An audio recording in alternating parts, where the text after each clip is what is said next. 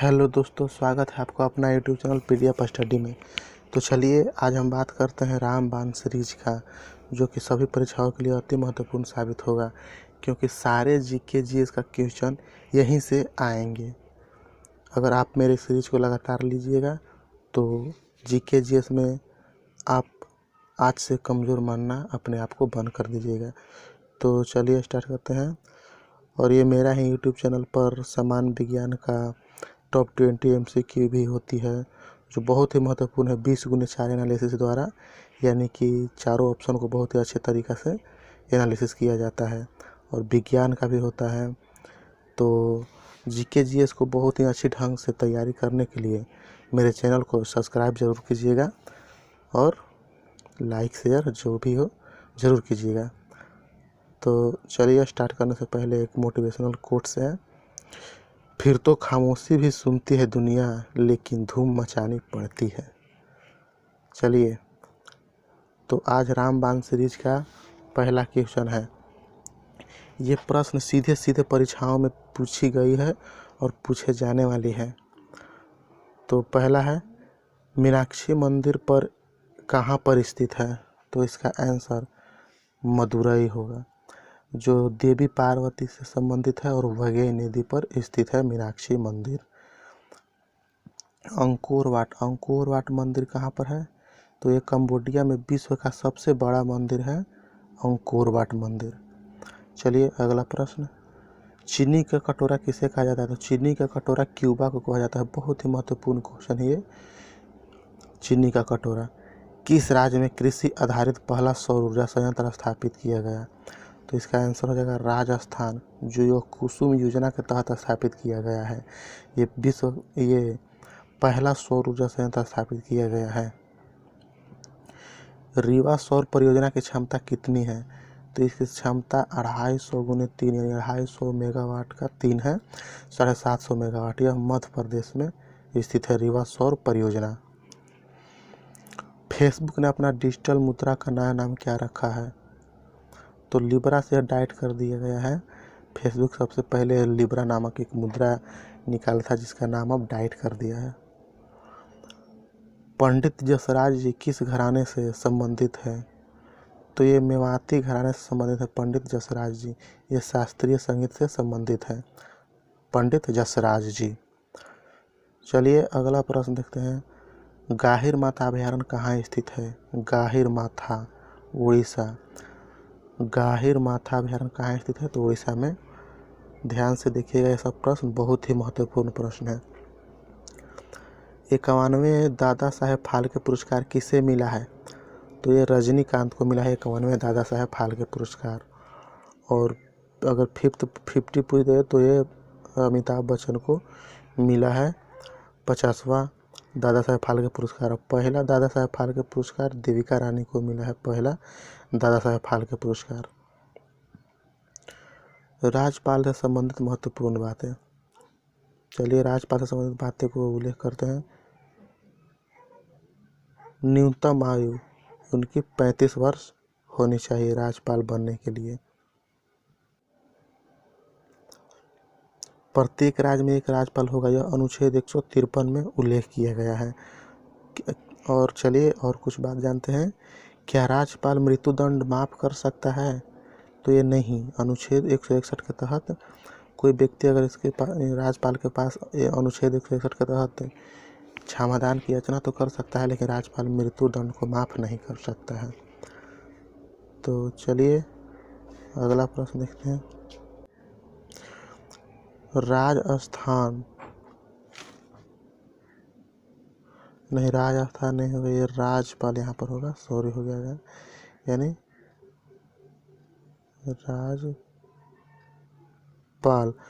अध्यादेश अनुच्छेद 213 के तहत जारी कर सकता है, और राष्ट्रपति अध्यादेश 123 के तहत जारी करता है, और इसी को उल्टा कर दो तो राज्यपाल हो जाएगा। और यहाँ पर आइए अगला प्रश्न, डस्टिक युद्ध अभ्यास किसके किसके बीच होता है? डस्टिक युद्ध अभ्यास किसके किसके बीच होता है? तो इंडिया और उज्बेकिस्तान के बीच होता है डस्टिक युद्ध अभ्यास। चलिए अगला प्रश्न, गोबी का मरुस्थल किसे कहते हैं? तो गोबी का मरुस्थल मंगोलिया को कहते हैं गोबी का मरुस्थल।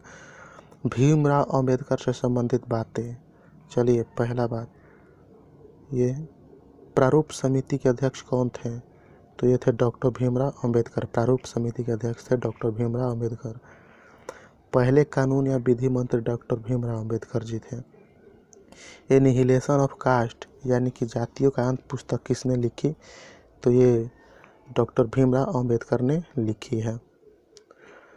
तीनों गोलमेज सम्मेलन में शामिल डॉक्टर भीमराव अंबेडकर जी हुए थे। पूना पैक्ट महात्मा गांधी और भीमराव अंबेडकर के बीच 1932 में हुआ। ये बहुत बार प्रश्न पूछा गया परीक्षा में पूना पैक्ट के बारे में। डॉक्टर भीमराव अंबेडकर के संविधान का आत्मा किस अनुच्छेद को कहते हैं? तो डॉक्टर भीमराव अंबेडकर संविधान का आत्मा अनुच्छेद 32 को कहते हैं।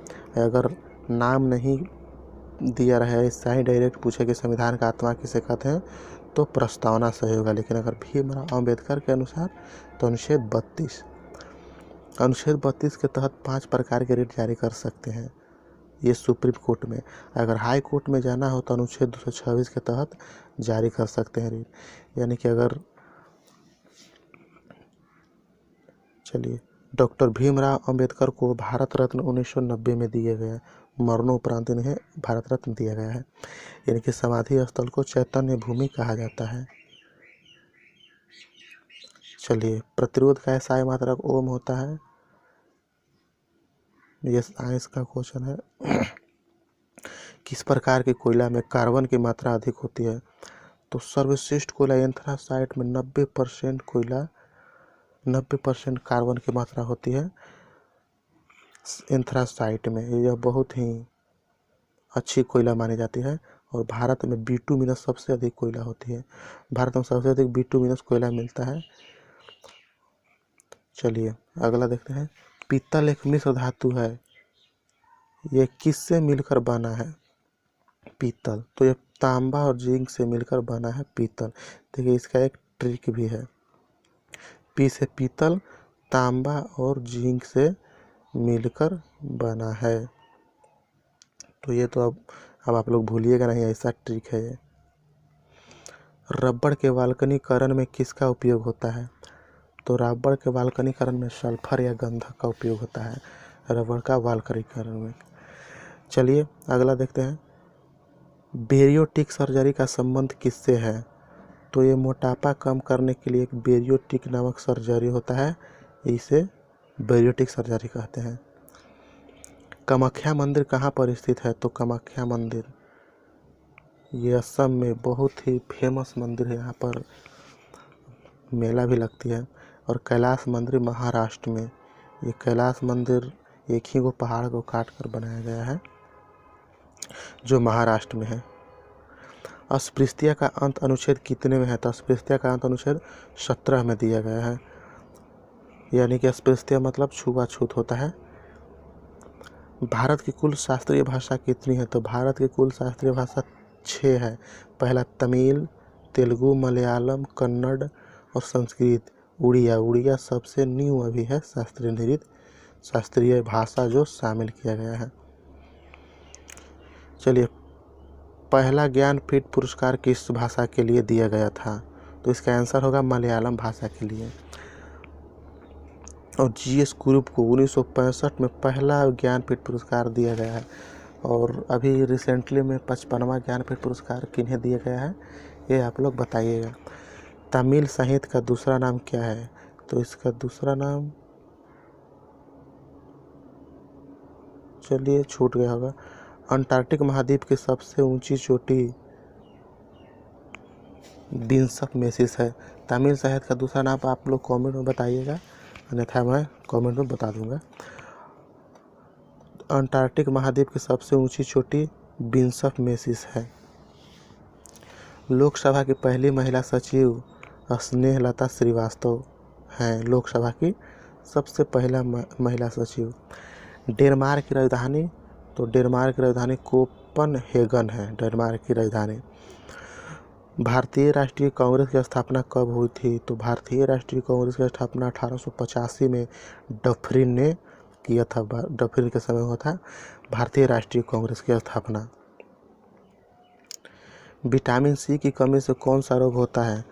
तो स्कर्वी और नाभिक रोग, ये विटामिन सी के कमी से होता है। विश्व का एकमात्र तैरता हुआ राष्ट्रीय उद्यान कहाँ पर है?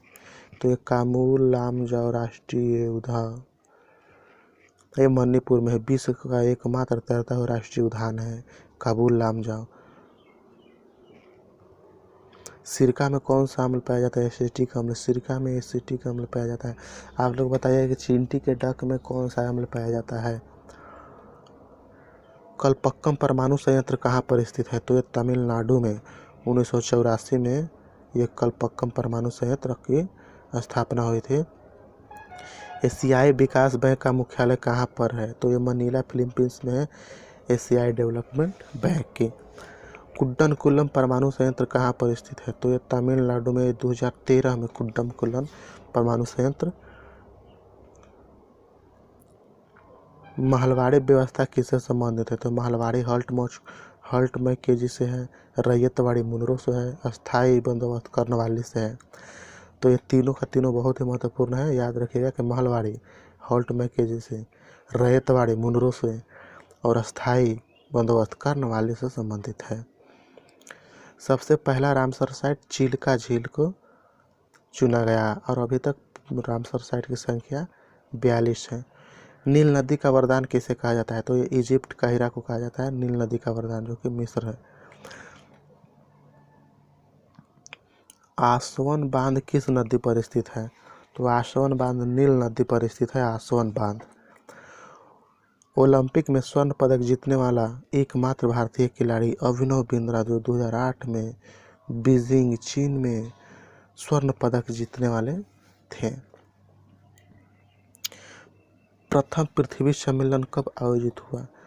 तो प्रथम पृथ्वी सम्मेलन रियो ब्राजील में 1992 में हुआ था। प्रथम पृथ्वी सम्मेलन।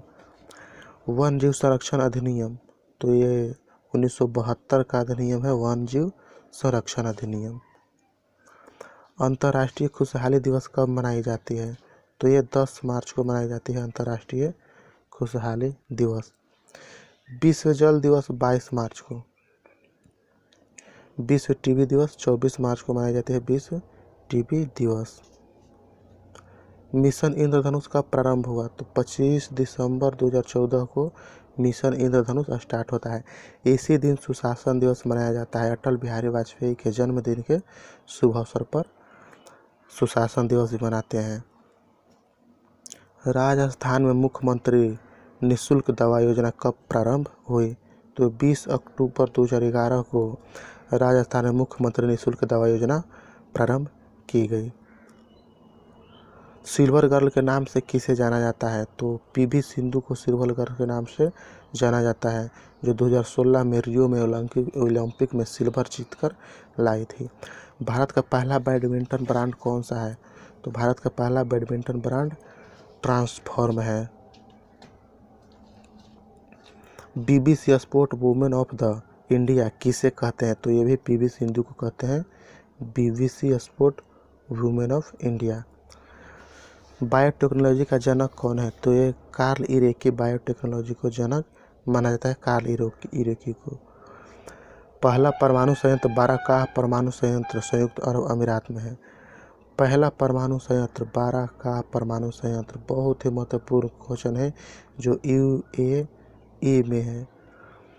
पहला साइंस म्यूजियम कहाँ पर खोला गया है? तो पहला साइंस म्यूजियम कोलकाता में 1959 में खोला गया है, पहला साइंस म्यूजियम। अंतर्राष्ट्रीय सौर गठबंधन का मुख्यालय ये गुरुग्राम में है। अंतर्राष्ट्रीय सौर गठबंधन का मुख्यालय।